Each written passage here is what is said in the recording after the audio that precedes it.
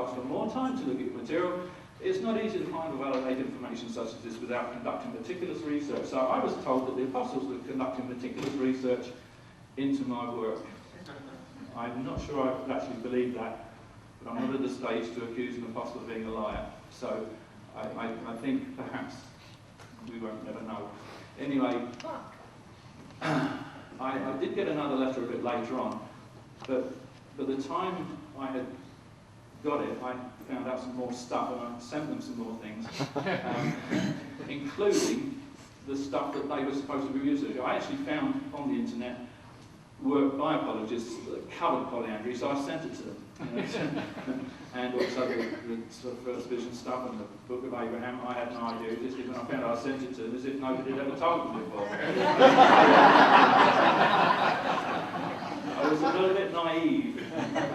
And finally, having sent all this stuff in, and months later saying, look, where's my answer? I got a letter that said this. It may well be that you and I will have to wait until we stand face to face beyond the veil of death. Blah, blah, blah, blah, blah. I'm not willing to commit my life to something that I have to wait till I'm dead to find out what I was like. That's the last I've heard from them. It wasn't the last they heard from me. I'll come back to that in a moment. Now, what I sent to them was by Samuel Patish. It's an article. I'm putting the link up first. Now, what you've got to remember is that whilst I played with words earlier, you can't play with polyandry. It's a woman that marries more than one man. It's a definitive. It's that you can't subdivide it. You can't play games with it. That's it. And Joseph Smith et al. Did it. That's the link in case anybody wants to write it down, putting it at the beginning rather than the end. But you get it off YouTube, so you get that anyway. Patish, I've discovered, did the same research that I did. He found that at least 8 of the 11 women were polyandrous. Fair enough.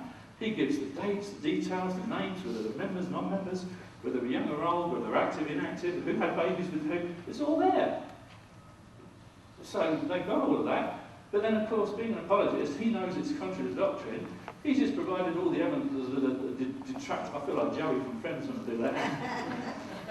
The detractor would fine. But he's dug himself such a deep hole. Where does an apologist go when you've proven polyandry was a definite and it was contrary to doctrine? Well, he does the only thing that an apologist can do, which is why if ever they bother to critique my work, as I doubt they will, I will never respond, because they're just the puppets of the prophets. They just tell lies every day. They're faced with the truth, and they haven't got the integrity to stand up and be counted. They prove something is black, and think, oh my goodness, now what have I done? Okay, we're going to call that white. Move on from there. You check what they write. It's what I call a turning point statement. They make all the things, and they say, because we think that, and because that might have happened, we can suppose this could have, and therefore this could have been the end result, and that's what we're believing. It's crap. It's not evidence. We have to look for evidence. Well, this is what Patish does to get out of its hole. He says, you might want to read this twice, applying the definition of polyandry to describe these marriages is misleading because its compatibility deviates with LDS marital theology. That last means because it's contrary to doctrine. Because it's contrary to doctrine, and Joseph Smith did it, it can't be polyandry. We have to call it something else. So Patish wants to rewrite the dictionary.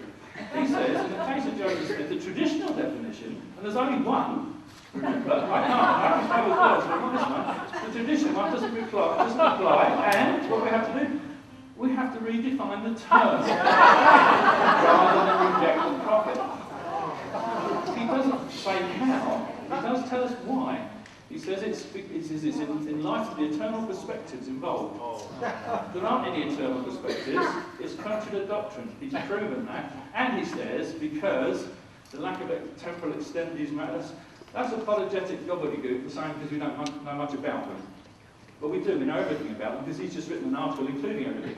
Apart from the fact that he's got one of the surnames of the women wrong, he mixes them up. And what they mention is a couple of babies by one, he misses out a baby. So if there's anything missing, it's because he missed it out. That's all. We know everything about it. Now, plays on words by the church. On the church website, there's a section on the Relief Society.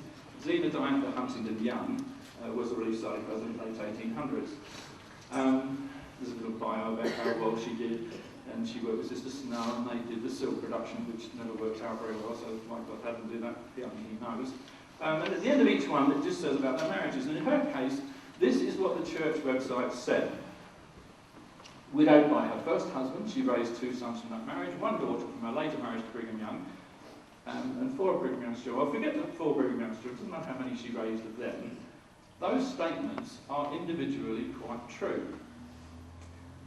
But underlying them are a pack of lies, and I'll show you why, and then we'll come back to look at that again. Let's look at the true history of Xena, and this is documented and accepted by the church. The first thing that happened in her life was that she married Henry Jacobs in 41. That's not the first thing that happened. She, with her sister, had the unfortunate experience, like a lot of young girls, of being housemaids in the Smith household.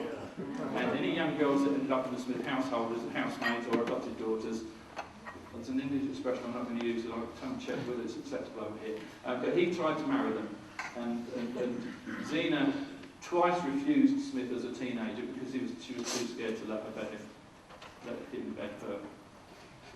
Whatever. But after she had married Henry, 7 months later, or 7.5 months later, she did enter a polyamorous marriage with Smith. She was 7 months pregnant at the time, and then Smith sent Henry, she was beautiful, he fancied her. So he sent Henry off on some missions to the east and spent much time with her.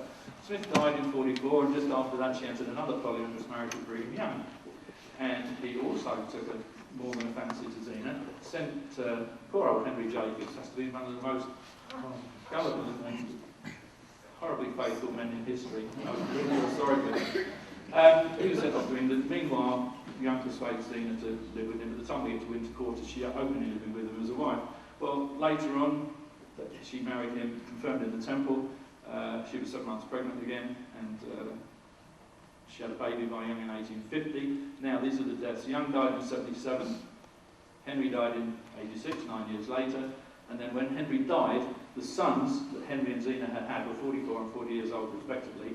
And of course, Henry and Xena were never divorced. Those are the historical facts. Let's go back and see what the church said about that. Remember? They write words, wrong order. So underlying what the church pretends was the case is a lie.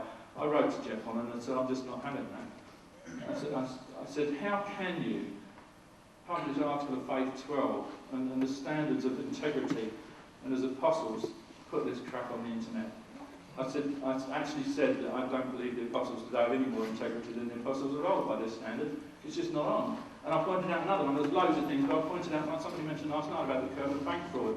I pointed out, and I think it was a 2008 Feast of Manual, there was a section on that. At the beginning it says, oh, some members of the church opened a bank. And they got a bit annoyed because Joseph Smith as a prophet didn't see that God didn't tell him that there was going to be some banking problems and everybody would lose their money.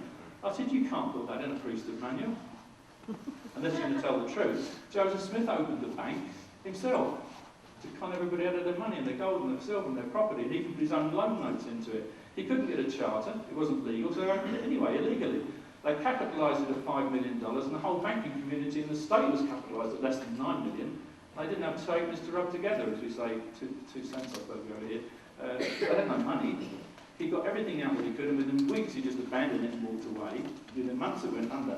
And in the middle of the night, one night, Joseph and Myron Smith had to run away. In the middle of the night, not from mobs, but from angry members and half a dozen apostles that were after his blood. BBC Kibble wrote in his journal that he doubted you could find 20 people in the world who would have considered Joseph Smith a prophet at that time.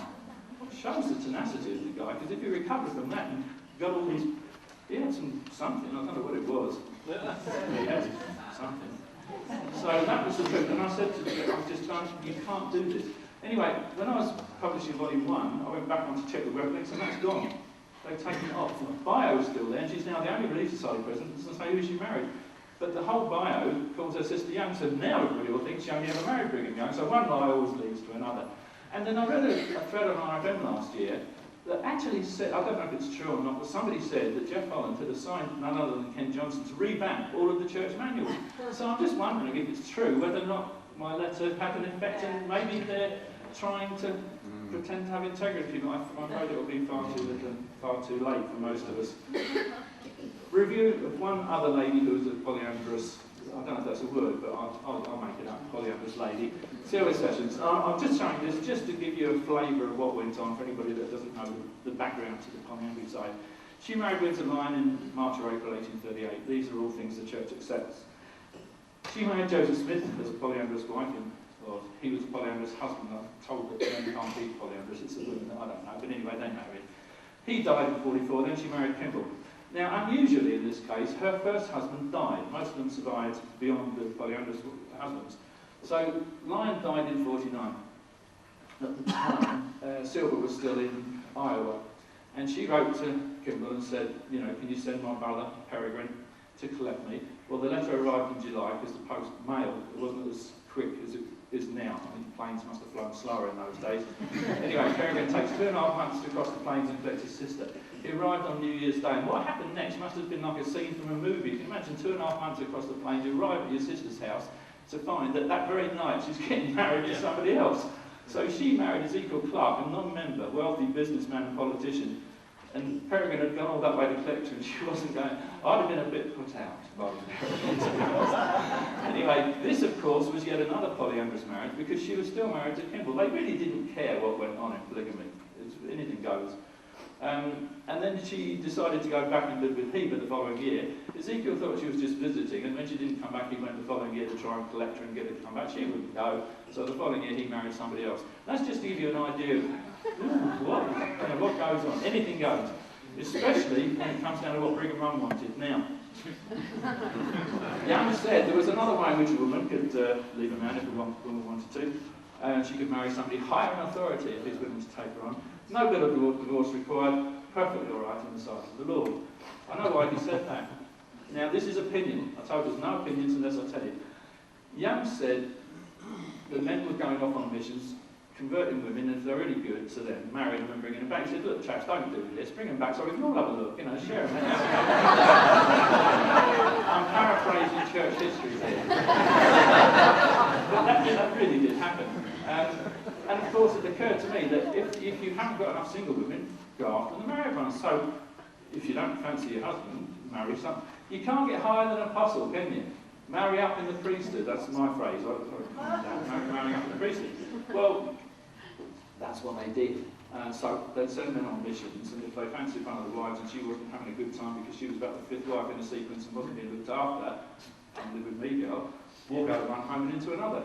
No divorce required. Now, in case, just in case, the church in 100 years' time when we're all dead, some of us might not be, but I will be, in case they try to say that was just more young rhetoric and it never happened, just like they do with Adam God and blood atonement, which they pretend never happened, and yet it survived for decades through several successive prophets until Fielding Smith didn't like them and dropped them, although he was party to it all. TMD Volume 3, read that. In case they do that, there are people alive today that can testify that it happened, and at least one person is in this room, and that's my good friend and fellow author, Arthur Evans. Where are you, Arthur? Stand up. Arthur, stand up a moment. You'll all know Arthur. If you haven't got his book, The Keystone of Mormonism, pick it up. It's out there for you. Now,